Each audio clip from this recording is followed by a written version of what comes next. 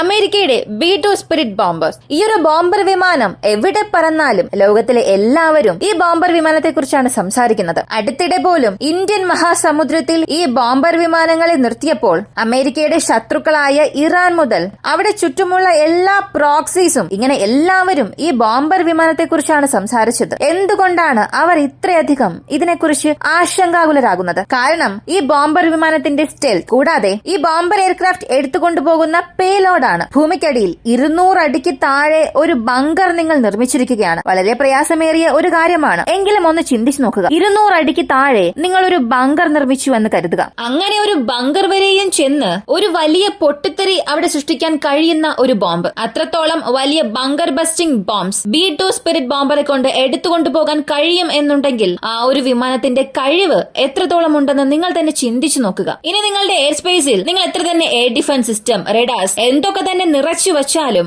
അവയെ എല്ലാം നശിപ്പിച്ച് അകത്തേക്ക് കടന്ന് അതിന്റെ ദൗത്യം പൂർത്തിയാക്കി അത് തിരികെ പോകും. അത്തരം ഒരു വിമാനത്തിന്റെ ഒരു ദേഴ്സി വേർഷൻ, അതായത് ഒരു ഇന്ത്യൻ പതിപ്പ് DRDO ശാസ്ത്രജ്ഞന്മാർ രൂപകൽപ്പന ചെയ്തുകൊണ്ടിരിക്കുകയാണ്. ഇതാണ് ഇപ്പോൾ നമുക്ക് ലഭിച്ചിരിക്കുന്ന ഒരു പുതിയ വാർത്ത. ഇവയെക്കുറിച്ച് ഈ വീഡിയോയിലൂടെ നമുക്ക് വിശദമായി അറിയാം.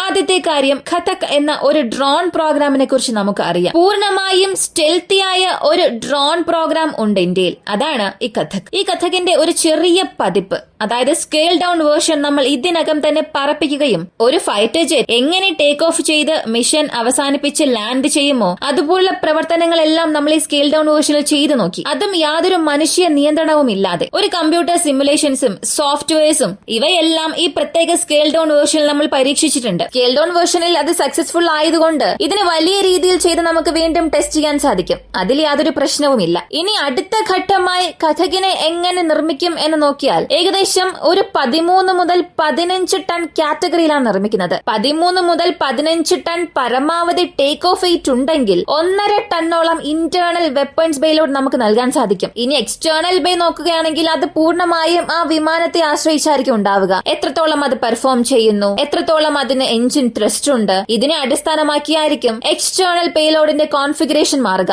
എന്നാൽ ഇന്റേണലായി നമ്മൾ നൽകുമ്പോൾ 13 ടൺ ടേക്ക് ഓഫ് വെയിറ്റ് ഉണ്ടെങ്കിൽ 1.5 ടൺ നമുക്ക് നൽകാൻ സാധിക്കും. ഇപ്പോ ഈ ഒരു ഖതക് എങ്ങനെ പറക്കും? ഇതിന്റെ പവർ സോഴ്സ് എന്താണെന്ന് ചോദിച്ചാൽ അതിന്റെ കാവേരി എഞ്ചിനാണ് പവർ സോഴ്സ്. കാവേരിയുടെ ആഫ്റ്റർ ബേണർ മൊഡ്യൂൾ ഇപ്പോഴും തയ്യാറായിട്ടില്ലല്ലോ, പിന്നെങ്ങനെ അത് സ്ഥാപിക്കാൻ കഴിയും എന്നൊരു ചോദ്യം വരാം. ആഫ്റ്റർ ബേണർ ഇല്ലാത്ത മൊഡ്യൂളിലാണ് നമ്മൾ ഇത് സ്ഥാപിക്കാൻ പോകുന്നത്. ആഫ്റ്റർ ബേണർ ഇല്ലാത്തത് കൊണ്ട് തന്നെ ഇതിനെ കൊണ്ട് സൂപ്പർ ക്രൂസ് ചെയ്യാൻ സാധിക്കില്ല. സബ്സോണിക് വേഗതയിൽ മാത്രമേ പോകാനും സാധിക്കൂ. ഒരു എക്കണോമിക് ജെറ്റ് വേസ് എങ്ങനെയാണോ പ്രവർത്തിക്കുന്നത് അതുപോലെ ഏകദേശം 250 മുതൽ 900 km/h പ്രവർത്തിക്കുക. അതേ വേഗതയിലാണ് ഈ ഒരു ഡ്രോണിനെ കൊണ്ട് പറക്കാൻ കഴിയുക. ഇപ്പോ ഈ പ്രാരംഭ പതിപ്പിൽ സൃഷ്ടിക്കുന്ന ഈ ഒരു ഖതകിന്റെ പ്രവർത്തനം എന്താണെന്ന് നോക്കിയാൽ തേജസ് മാർക്ക് 2നും AMCAക്കും കോംപ്ലിമെന്റ് ആയി ഇരിക്കുക. ഇതാണ് ഇതിന്റെ ഒരു ജോലി. AMCAയിൽ നമ്മൾ പദ്ധതിയിടുന്നതെല്ലാം സ്റ്റെൽത്ത് എയർക്രാഫ്റ്റ് ആണ്. ഇതെല്ലാവർക്കും അറിയാം. പക്ഷേ സ്റ്റെൽത്ത് എയർക്രാഫ്റ്റിന് പോലും അകത്തേക്ക് കടക്കാൻ കഴിയാത്ത ചില സാഹചര്യം വന്നാൽ അങ്ങനെയുള്ള സ്ഥലങ്ങളിൽ, അതായത് റിസ്ക് അധികമുള്ള പ്രദേശങ്ങളിൽ നമ്മെക്കൊണ്ട് ഈ സ്റ്റെൽത്തിയായ ഡ്രോൺസിന് അയക്കാൻ സാധിക്കും. ഒരു പക്ഷേ ശത്രുക്കൾ ഈ ഡ്രോണിനെ വെടിവെച്ച് വീഴ്ത്തിയാലും അതുകൊണ്ട് യാതൊരു പ്രശ്നവും ഇല്ല. വെറും ഒരു വസ്തുനഷ്ടം മാത്രം, പണം നഷ്ടം മാത്രമേ അവിടെ ഉള്ളൂ. ജീവന് ആപത്ത് ഒന്നും ഇല്ല എന്നുള്ളപ്പോൾ അതൊരു നല്ല കാര്യം തന്നെയാണ്. അപ്പോ ഈ ഒരു AMCA പ്രോഗ്രാമിന് കോംപ്ലിമെന്റ് ചെയ്യാനും തേജസ് മാർക്ക് 2ന് കോംപ്ലിമെന്റ് ചെയ്യുന്ന രീതിയിലുമാണ് ഖതകിനെ നമ്മൾ സൃഷ്ടിക്കാൻ പോകുന്നത്. ഇത് ഡിസൈൻ ചെയ്യാനുള്ള പ്രധാനപ്പെട്ട ഉദ്ദേശം തന്നെ ഇതാണ്. ഇന്ത്യൻ വ്യോമസേനയെ സംബന്ധിച്ചിടത്തോളം അവർ പറയുന്നതെല്ലാം ഇതിന്റെ ഡിസൈൻ ഒന്ന് പുറത്തു കൊണ്ടുവന്ന് അതിന്റെ അപ്രൂവൽ വാങ്ങണം എന്നുള്ള ഒരു ശ്രമത്തിലാണ്. അവർ ഒരു കാര്യത്തിൽ വ്യക്തമാണ്, ഫൈറ്റർ ജെറ്റ് എത്രത്തോളം പ്രധാനപ്പെട്ടതാണോ അത്രത്തോളം തന്നെ ഈ ഓട്ടോണമസ് ഡ്രോൺസും വളരെ വളരെ പ്രധാനപ്പെട്ടതാണ്. മെയിൽ ഹെയിൽ ഡ്രോൺസ് എല്ലാം യുദ്ധത്തിൽ എങ്ങനെ പ്രവർത്തിക്കുന്നു എന്നുള്ളത് മനസ്സിലാക്കിയ IAF ഇതിനെയും വളരെ ശ്രദ്ധയോടുകൂടി നോക്കുന്നുണ്ട്. ഇതിന്റെ ഡെവലപ്മെന്റ് ഫേസ് എല്ലാം അവർ നിരീക്ഷിക്കുന്നുണ്ട്. ഇന്ത്യയിൽ ഇപ്പോൾ ആര് ഡ്രോൺ മാനുഫാക്ചറിംഗിൽ ഇറങ്ങിയാലും അതിനായിട്ടുള്ള ഫുൾ സപ്പോർട്ട് ആദ്യമായി നൽകുന്നത് IAF-ൽ നിന്നാണ്. അതിനുശേഷമാണ് ആർമി, നേവിയൊക്കെ അവയെ പരിഗണിക്കുന്നത്. അപ്പോ ഇന്ത്യൻ വ്യോമസേനയെ സംബന്ധിച്ചിടത്തോളം ഈ ഒരു പ്രോജക്റ്റിൽ അവർ പൂർണ്ണമായും പങ്കാളിയാകുന്നുണ്ട്, പ്രധാനമായും കഥക്കിൽ. എത്രയും പെട്ടെന്ന് ഈ പ്രോജക്റ്റ് നിങ്ങൾക്ക് അവസാനിപ്പിച്ചു തരാമോ അത്രയും പെട്ടെന്ന് ഞങ്ങളുടെ കൈകളിലേക്ക് തരണം എന്നാണ് അവർ പറയുന്നത്. ഈ കഥക് വേറെ, ക്യാറ്റ്സ് വാരിയർ വേറെയാണ്. ക്യാറ്റ്സ് വാരിയർ എന്നത് പൂർണ്ണമായും സപ്ലിമെന്റിന് വേണ്ടി നിർമ്മിച്ച ഒരു ഡ്രോൺ പ്രോഗ്രാം ആണ്. അത് യുദ്ധവിമാനങ്ങളുടെ കൂടെ പറക്കും, അത്രമാത്രം. എന്നാൽ ഈ ഒരു പ്രത്യേക കഥക് എന്നത് യുദ്ധവിമാനങ്ങളുടെ കൂടെ ഒരു സപ്ലിമെന്റ് ആയും ഉണ്ടാകും. അതേസമയം പ്രിഡേറ്റർ പോലെയോ മറ്റ് ഡ്രോൺ പ്രോഗ്രാംസ് പോലെയോ ഒറ്റയ്ക്ക് പറക്കുകയും ചില അറ്റാക്കുകളിലും ഏർപ്പെടും. ഇതാണ് രണ്ടിനുമുള്ള ഒരു വ്യത്യാസം. ഇപ്പോ ഈ B2 സ്പിരിറ്റ് ബോംബേഴ്സ് ഇതിലേക്ക് വരാം. ഈ കഥക് വേർഷൻ അവസാനിപ്പിച്ചതിനു ശേഷം DRDOയുടെ അടുത്ത ഘട്ടം ഏതാണെന്ന് നോക്കിയാൽ ഏകദേശം 35 മുതൽ 40 ടൺ വരെയുള്ള പരമാവധി ടേക്ക് ഓഫ് ഉള്ള ഒരു ഡ്രോൺ നിർമ്മിക്കുക എന്നുള്ളതാണ് DRDOയുടെ അടുത്ത ശ്രമം. ഇപ്പോ ലോകത്തിൽ സമാന ശേഷിയുള്ള ഒരു ഡ്രോൺ ഏതെന്ന് നോക്കിയാൽ റഷ്യൻസിന്റെ ഒക്കോട്നിക് എന്ന ഡ്രോൺസ് ആണ്. SV-57ന്റെ കൂടെ പറക്കാൻ കഴിയുന്ന ഒരു ഡ്രോൺ ആണ് ഈ ഒക്കോട്നിക്. ഇത് റഷ്യ ഉക്രൈൻ യുദ്ധത്തിലും അത് ഉപയോഗിച്ചിട്ടുണ്ട്. മാൽ ഫംഗ്ഷനായി ഇതിനെ വെടിവെച്ച് വീഴ്ത്തിയിട്ടുമുണ്ട്. അപ്പോ ബാറ്റിൽ ടെസ്റ്റും ചെയ്തു, ബാറ്റിൽ പ്രൂവൺ ചെയ്ത ഒരു ഡ്രോൺ ആണ്. ആ ഒരു ഡ്രോണിന്റെ ഇന്റേണൽ വെപ്പൺസ് പേലോഡ് ഏകദേശം 2 മുതൽ 2.5 ടണ്ണോളം ഉണ്ട്. എന്നാൽ നമ്മുടെ ഈ 35 മുതൽ 40 ton maximum take off weight ഉള്ള ഒരു ഡ്രോൺ നിർമ്മിക്കണം എന്നുണ്ടെങ്കിൽ അതിന്റെ ഇന്റേണൽ വെപ്പൺസ് പേലോഡ്, അതായത് ഇന്ത്യൻ വേർഷനിൽ അടുത്ത ഒക്കോട്നിക് എങ്ങനെയാണെന്ന് നോക്കിയാൽ ഏകദേശം 4 മുതൽ 5 ടൺ വരെയും ഇന്റേണൽ വെപ്പൺസ് പേലോഡ് മാത്രം ഉണ്ടാകും. അപ്പോ ഈ 4 മുതൽ 5 ടൺ പേലോഡ് കപ്പാസിറ്റി നമുക്ക് എങ്ങനെ ഉപയോഗിക്കാൻ കഴിയും എന്ന് നോക്കിയാൽ നമ്മുടെ ശത്രുക്കൾ എത്ര വലിയ ബങ്കേഴ്സിനുള്ളിൽ ഉണ്ടായിരുന്നാലും അല്ലെങ്കിൽ എത്ര ദൂരത്തോളം അവർ സ്വയം സംരക്ഷിക്കാനായി തറയ്ക്കുള്ളിലേക്ക് പോയാലും നമ്മെ കൊണ്ട് ഹെവി ബങ്കർ ബസ്റ്റിംഗ് ബോംബ്സ് നിർമ്മിച്ച് അത് ഈ ഡ്രോണിലൂടെ ഡ്രോപ്പ് ചെയ്ത് ആ പ്രദേശത്തെ തകർക്കാൻ സാധിക്കും. അപ്പോൾ ഈ ശത്രുക്കളുടെ ബങ്കേഴ്സ് അല്ലെങ്കിൽ അവരുടെ നേതാക്കൾ പ്രധാനമായും ഒളിച്ചിരിക്കുന്ന സ്ഥലങ്ങളിൽ തീർച്ചയായും വ്യോമ പ്രതിരോധ സംവിധാനങ്ങൾ ഉണ്ടാകും. AMCA പ്രോഗ്രാമിലൂടെ നമുക്ക് എത്ര തന്നെ സ്റ്റെൽത്ത് വിമാനങ്ങൾ ഉണ്ടെങ്കിലും ഒരു മനുഷ്യനുള്ള എയർക്രാഫ്റ്റ് അയക്കുക എന്നുള്ളത് ഒരു റിസ്ക് ആണ്. അങ്ങനെയുള്ള പ്രദേശങ്ങളിലേക്ക് ഈ പ്രത്യേക ഡ്രോൺ അയച്ച് ആ ഡ്രോണിനെ കൊണ്ട് ബങ്കർ ബസ്റ്റിംഗ് ബോംബ്സ് ഒക്കെ എടുത്തുകൊണ്ടുപോകാൻ കഴിയുമെന്നുണ്ടെങ്കിൽ അത് ഒരു യുദ്ധത്തെ തന്നെ തലകീഴാക്കി മാറ്റും. ഇങ്ങനെയുള്ള ഒരു വെപ്പൺസ് പ്ലാറ്റ്ഫോമാണ് നമ്മുടെ B2 സ്പിരിറ്റിലുള്ളത്. B2 സ്പിരിറ്റ് എന്നത് പൂർണ്ണമായും യുദ്ധത്തെ അവസാനിപ്പിക്കാൻ കഴിവുള്ളതാണ്. അതായത് ഒരു നേതൃത്വം ഉണ്ടെങ്കിൽ മാത്രമേ നേതൃത്വത്തിന് കീഴിലുള്ള സൈനികർ ശരിയായി പ്രവർത്തിക്കുകയുള്ളൂ. നേതൃത്വത്തെ ആക്രമിക്കാനായിട്ടുള്ള ഒരു തന്ത്രപരമായ ബോംബർ US-ന്റെ പക്കൽ ഉള്ളതുകൊണ്ടാണ് ഇന്നുവരെയും മിഡിൽ ഈസ്റ്റിൽ അവർ ശക്തമായ ഒരു പൊസിഷനിലുള്ളത്. അപ്പോ അങ്ങനെ ഒരു വെപ്പൺ, ആ വെപ്പണിൽ നമുക്ക് പൈലറ്റിന്റെ ആവശ്യമേ ഇല്ല. ഇപ്പോ ഈ B2 സ്പിരിറ്റിന് തന്നെ അമേരിക്കയെ കൊണ്ട് ഇറാനിലേക്ക് അത്ര പെട്ടെന്ന് പറപ്പിക്കാൻ സാധിക്കില്ല. കാരണം ഇറാന്റെ പക്കൽ B2 സ്പിരിറ്റിനെ പോലുള്ള സ്റ്റെൽത്തിയായ എയർക്രാഫ്റ്റിനെ ഡിറ്റക്ട് ചെയ്യുന്ന രീതിയിലുള്ള റഡാർ സിസ്റ്റം എല്ലാം ഉണ്ട്. വ്യോമ പ്രതിരോധ സംവിധാനം ഉണ്ട്. S-300 പവർ പോലുള്ള വ്യോമ പ്രതിരോധ സംവിധാനം.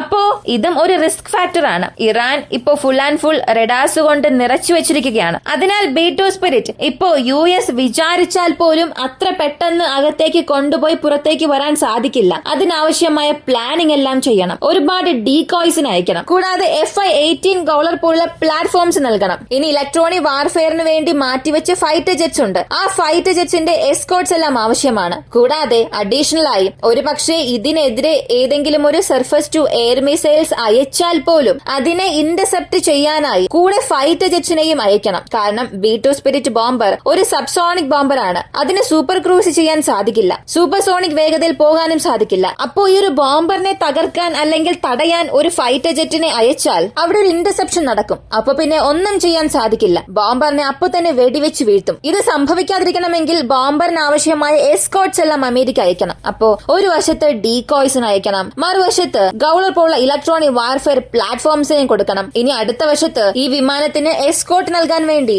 എയർ ടു എയർ മിസൈൽസ് നിറച്ച F-22 റാപ്റ്റേഴ്സോ F-35ഓ F-18 സൂപ്പർ ഹോർണറ്റോ അയച്ചേ മതിയാവുകയുള്ളൂ. ഇങ്ങനെ പൂർണ്ണമായും ഒരു വലിയ ഏരിയൽ പാക്കേജോട് കൂടി പോയാൽ മാത്രമേ അവർക്ക് ഇറാനുള്ളിൽ പോയി പൂർണ്ണമായും പുറത്തു വരാനും സാധിക്കൂ. വെറും B2 സ്പിരിറ്റിനെ മാത്രം സ്റ്റെൽത്തി ആണെന്നും പറഞ്ഞ് അകത്തേക്ക് അയച്ചാൽ ആ ബോംബറിനെ വെടിവെച്ച് വീഴ്ത്താനുള്ള സാധ്യത കൂടുതലാണ്. പക്ഷെ ഇതേ സമയം ഈ B2 ബോംബറിന് സ്വയം പ്രവർത്തിക്കാനുള്ള ഒരു കഴിവുണ്ടെങ്കിൽ 100% നമുക്ക് ഉറപ്പ് പറയാൻ സാധിക്കും അമേരിക്കൻസ് ആ ബോംബറിനെ ഒറ്റയ്ക്ക് തന്നെ അയക്കും. കാരണം എന്തെന്ന് ചോദിച്ചാൽ അവർക്ക് പൈലറ്റിനെ നഷ്ടപ്പെടുന്നതാണ് വലിയൊരു കാര്യം. പണം നഷ്ടമാകുന്നത് ഒരു കാര്യമേ അല്ല. കാരണം അടുത്തിടെ ഒരു മാസത്തിനുള്ളിൽ ഹൂതീസ് 3 പ്രിഡേറ്റർ ഡ്രോണിനെ വെടിവെച്ച് വീഴ്ത്തി. ഹൂതീസ് ഇതിന് വലിയ കാര്യമായി സംസാരിച്ചാലും അമേരിക്കയ്ക്ക് ഇതൊരു വലിയ കാര്യമേ അല്ല. കാരണം പ്രിഡേറ്റർ ഡ്രോൺ അവസാനം ഒരു പണത്തിന്റെ നഷ്ടത്തിൽ മാത്രമേ വന്നു നിൽക്കൂ. അത്രയും $1 മില്യൺ അവർ മറ്റ് പല രീതിയിൽ തിരികെ എടുക്കും. അത് സാധാരണ ജനങ്ങളിൽ നിന്നും ടാക്സിലൂടെ ആണെങ്കിൽ പോലും. അപ്പോൾ അമേരിക്കയുടെ ആശയം എന്നത് അൺമാൻഡ്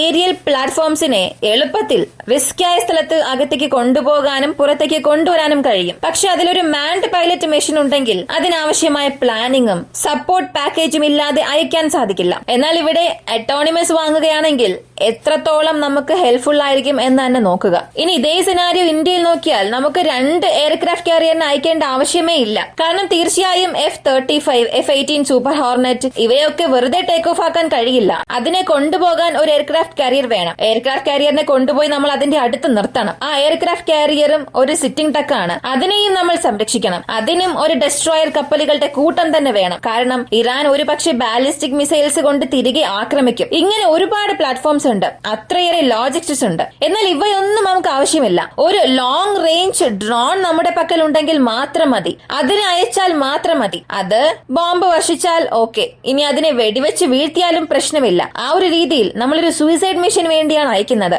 അതിന്റെ പ്ലസ് പോയിന്റ് തന്നെ അപ്പോൾ മറ്റൊന്നായിരിക്കും. കൂടാതെ സൂയിസൈഡ് മിഷൻ വേണ്ടി അയക്കുന്ന ഒരു ഡ്രോൺ അതിന്റെ മിഷൻ അവസാനിപ്പിച്ചാൽ മാത്രം മതി. മിഷൻ അവസാനിപ്പിച്ചതിന് ശേഷം അതിനെ വെടിവെച്ച് വീഴ്ത്തിയാൽ പോലും നമുക്ക് പ്രശ്നമില്ല. ഇങ്ങനെ ഒരു കാപ്പബിലിറ്റി നോക്കിയാണ് നമ്മളും പോയിക്കൊണ്ടിരിക്കുന്നത്. ഈ ഒരു കാപ്പബിലിറ്റി നമുക്ക് 2035-40 ലഭിക്കും എന്നുള്ളത് നല്ലൊരു കാര്യമാണ്. അപ്പോൾ ഇന്ത്യയുടെ 6ാം തലമുറ ബോംബർ ഒരു സ്വയംഭരണ ബോംബർ ആയിരിക്കും എന്നുള്ളതാണ് എല്ലാവരുടെയും ഒരു പ്രതീക്ഷ. ഇതിനെക്കുറിച്ചുള്ള നിങ്ങളുടെ അഭിപ്രായം കമന്റിൽ പറയുക. ഇങ്ങനെയുള്ള വീഡിയോസിന് താല്പര്യമുള്ളവരാണ് നിങ്ങളെങ്കിൽ ഇപ്പോൾ തന്നെ നമ്മുടെ ചാനൽ സബ്സ്ക്രൈബ് ചെയ്യുക. മറ്റൊരു വീഡിയോയുമായി വീണ്ടും കാണാം.